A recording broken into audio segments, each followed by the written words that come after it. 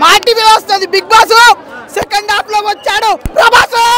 Story బాగుంది కానీ ఎగ్జిక్యూషన్కి వచ్చేసరికి ఇంటర్వెల్ వెళ్ళి దాకా దయ సినిమా, ఇంటర్వెల్ వెళ్ళిన తర్వాత దేవుడి సినిమా ఫెయిల్ అయిందనే చెప్పొచ్చు. సినిమా కింద మీద ఊపు, మా ప్రభాస్ అన్న తోపు. ఏదో చెప్పాలంటే భయం వేస్తుంది, కొంచెం బాధ వేస్తుంది.